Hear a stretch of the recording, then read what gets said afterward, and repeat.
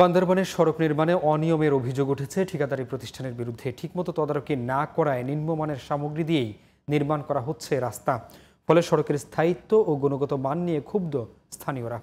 বান্দরবান প্রতিনিধি মোহাম্মদ ইসহাকের রিপোর্ট, জানাচ্ছেন কিরণ মুস্তফা।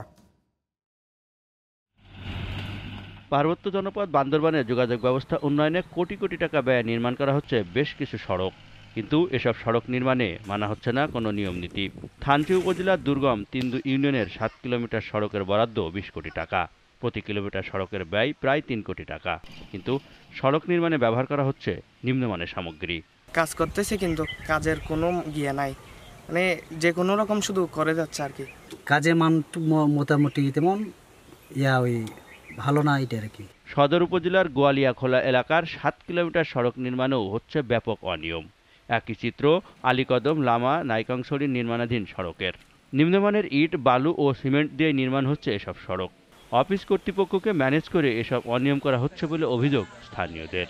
পুরোপুরি 2 নম্বর কাজ হচ্ছে। এখানে কোনো সরকারি এলজিডির কোনো কর্তৃপক্ষ থাকে না, ঢালাই সমান কোনো ইঞ্জিনিয়ার থাকে না, কোনো ওয়ার্কার থাকে না, নিজেরাই মনের মতো কাজ করতেছে। উন্নয়নের যে কাজগুলো করতেছে সেগুলো উন্নয়ন না, সেটা 22 কোটি বাজেটের উন্নয়ন নয়, সেটা আমি মনে করি 2200 টাকার উন্নয়ন। সড়ক প্রশস্তকরণের কাজে নিম্নমানের সামগ্রী ব্যবহারের অভিযোগ পাওয়ার কথা স্বীকার করেছেন স্থানীয় এই জনপ্রতিনিধি। মানের বিষয়ে এলাকার পক্ষ থেকে আমার কাছে অভিযোগ আছে, এই কাজে গুণগত মান একটু কম হচ্ছে।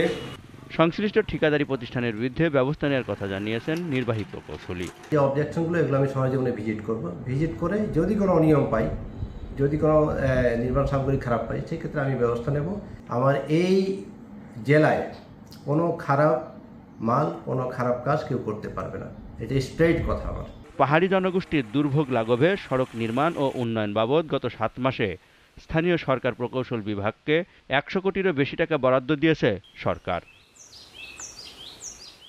কিরণ মুস্তফা, জিটিভি নিউজ।